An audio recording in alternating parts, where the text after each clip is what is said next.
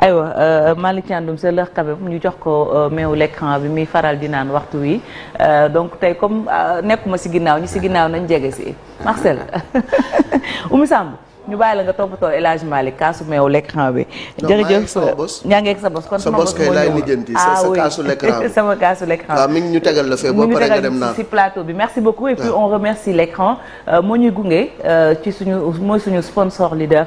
ci Info Matin et puis Marcel Farba Maroun ci un jour un chiffre tey nag da nga waxtaan football. Enfin. On va un petit peu voilà. sortir de la politique. Et puis enfin un chiffre ci semaine bi. Oui, enfin un chiffre, enfin. Une autre thématique que la politique. Que la politique, voilà, vraiment. donc ma tànn rek taxaw tey ci chiffre ou nombre bi nga xamante ne moom mooy fukk ak ñaar donc fukk ak ñaari sénégalais ñoom ñooy nar a disputer saison 2022-2023 bu championnat de France de football professionnel ñu gën ko xamee ci Ligue 1. Donc mu di benn nombre de sénégalais bi nga xamante ne dañ leen engagé en Ligue 1 cette saison bi nga xamante ne mën na yokk ci au fur et à mesure que ñuy dem ci marché des transferts yi dans le sens des départs comme des arrivées donc fermeture des marchés des transferts du marché des transferts boobu noonu ñu ngi koy daal di amal le 1er septembre bi ñu dëgmal donc mooy nar a jeexal li nga xamante ne moom mooy njaay beeg jënd bi en termes de joueurs de foot professionnels donc ñuy fàttali que saison de Ligue 1 française bi mu ngi tàmbali suba aljuma à partir de 19h avec l'affiche Ajaccio Olympique Lyonnais Soxna Fati. Et puis on se rend compte quand même que y a de moins en moins de Sénégalais maanaam doomu Sénégal yi évolué Ligue 1. bareetuñu noonu. c'est ça bareetuñu noonu li nga xamante ne moom mooy Sénégalais yi football foofu ci championnat de France bu ñu ko comparé ak édition précédente bi ak en l'état actuel des effectifs bi nga xamante ne ñaar fukki club Ligue 1 amoon na jamono 18 la woon léegi on en est à 20 donc la présence de joueurs sénégalais dafa daal di wàññeeku comme ni nga ko waxee Soxna Fati. Au sein donc de l'élite du football français 20 Sénégalais par exemple ont évolué en Ligue 1 la saison dernière 8 de plus donc année bi une des causes nag de cette baisse mën nañ wax ne ci relégation yenn club yi nga xamante ne dañ daal di jàll de la Ligue 1 à la Ligue 2 lu mel ni le FC Metz partenaire de Génération Foot moom mi nga xamante ni daaw rek juróom benn joueur sénégalais ñu ngi fa woon ku mel ni Opa Nguet Cheikh Sabali Pape Matar Sarr Lamine Gueye Ibrahima Niane wala Pape Ndiaga Yade les descentes en Ligue 2 tamit bu Saint-Étienne te nga xamante ne Boubacar Fall mu ngi fa jouer ak Sadé Thioub ak Assane Dioufé ak Bordeaux te Mbaye Niang nekk fa mën nañ wax ne tamit dafa daal di affaiblir le contingent sénégalais donc ñu xool un peu plus en arrière qu'on est très loin du chiffre de 40 joueurs sénégalais bi nga xamante ni dañu engagé woon ca saison 2019-2020 jamono jooju sax taxoon ba Sénégal nekkoon deuxième pays africain le plus représenté dans l'élite en tout cas du football français derrière le Mali qui en comptait 41 donc au plan historique justement Sénégal nekk la deuxième nation bi nga xamante ne moom mooy gën a joxe ay talent en tout cas ay doomi réewam ay club yu nekk en France depuis l'arrêt Bosman donc dans les années 90 ñuy fàttali que les Brésiliens ñoom ñoo nekk toujours en tête avec 187 joueurs brésiliens qui ont évolué en championnat de France suivi donc des Sénégalais avec 155 et puis les Argentins avec 101 Argentins Soxna Fati. Et puis sànq bi ngay commencé yaa ngi naan ils sont 12 Sénégalais maanaam fukk ak ñaar. ñoom ñan lañ. voilà ñan lañu on devine aisément peut-être ñenn ñi bu ñu demee comme par exemple au Paris Saint-Germain ñu mel ni Abdou Diallo Idrissa Gana Gueye ñuy fàttali que 12 Sénégalais yooyu noonu ci tënk dañ leen répartir ci juróom-ñeenti club donc Paris Saint-Germain Olympique de Marseille Racing Club de Lens AS Monaco Stade Rennais Angers SCO Clermont Foot Reims ak Strasbourg donc PSG Abdou Diallo Idrissa Gana Gueye OM Bamba Dieng ak Pape Gueye RC Lens Mamadou Camara et puis AS Monaco Crépin Diatta Stade Rennais qui dit Alfred Gomis Angers ñu fay fekk Abdallah Sima et puis au Clermont Foot il y a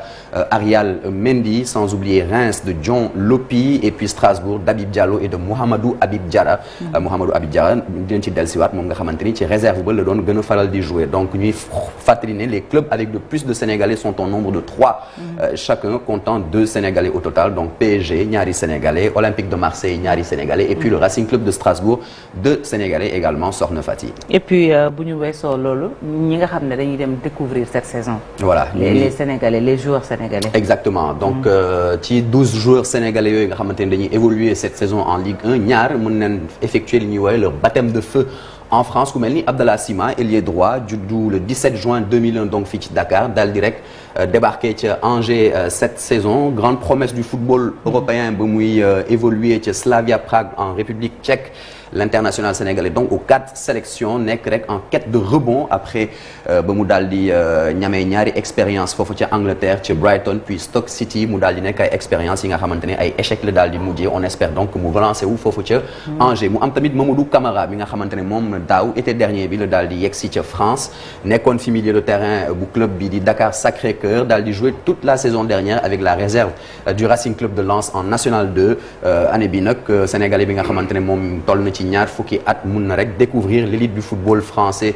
cette saison moom mi nga xamante ni il a fait forte impression durant les matchs de pré-saison notamment contre Valenciennes en amical début juillet mu daal di inscrire un doublé lors d'une victoire 3-0 à ces deux mën nañ ci boole ki nga xamante ne moom mooy Mouhamadou Habib Diarra du RC Strasbourg moom mi nga xamante ne mu ngi commencé di habitué wu à la Ligue 1 avec 3 rencontres disputées la saison passée mu mel ni rek dafa daal di génn ci réserve bi du club alsacien pour demeurer un candidat sérieux dans le groupe professionnel strasbourgeois soxna Fati. aywa Marcel mu jeexale ak les rumeurs de transfert. Avec les rumeurs de transfert c'est très important maa ngi ko doon wax sànq donc mbir yi mën na évoluer sur les 12 Sénégalais actuellement on peut en avoir plus comme on peut en avoir moins donc ñuy fàttali que au coup d'envoi de la saison 2022-2023 ñeent en tout cas ci 12 yi ñu daal di lim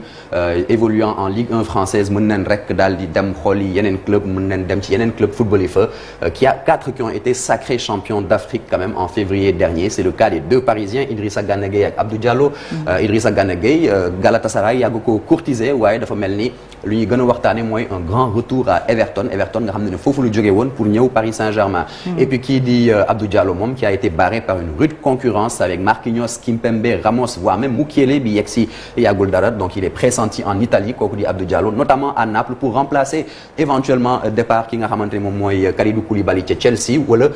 kii di Abdou Diallo mu daal di yegg ca Milan AC mi di wut benn suppléant à Romagnoli et puis Bamba Dieng moom tamit sur le départ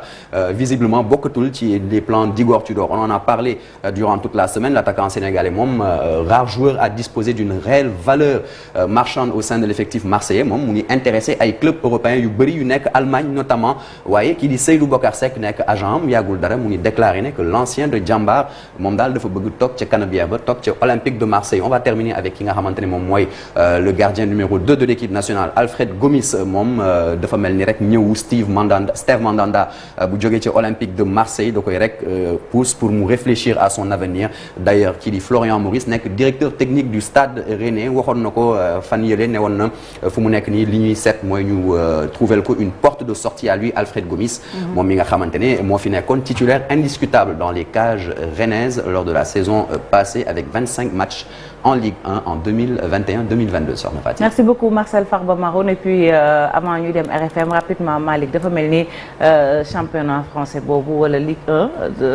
attiré tul ni mu ko doon defee bu njëkk Sénégalais yi. waaw xam nga c'était la destination privilégiée des Sénégalais bu ñu fàttali ko rek ci ay jamono.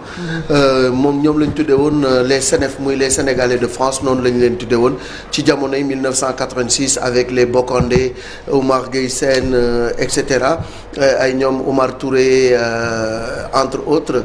donc Christophe Sagna donc on avait vraiment un contingent assez important de joueurs en France mais depuis quelque temps. mel na ni destination France nekkatul destination privilégiée ndax l'Angleterre léegi dafa commencer ubbil ay buntam les joueurs sénégalais nga dem en Turquie il y en a beaucoup et puis les Sénégalais voyagent beaucoup à travers donc le monde ils sont prisés de partout. moo tax xëy na bareetuñu noonu dans le championnat français mais quoi qu'on puisse dire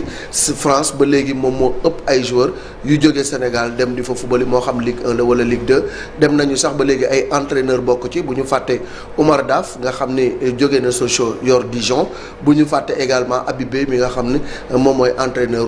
Red Star mu mel ni France ba léegi rek moom mooy destination privilégiée. même si léegi Sénégalais yi bari nañ ci yeneen championnat yi. Très bien ñu jaajëfal bu baax a baax Marcel Farba Maroun naka noonu El Hadji Malick Thiandoum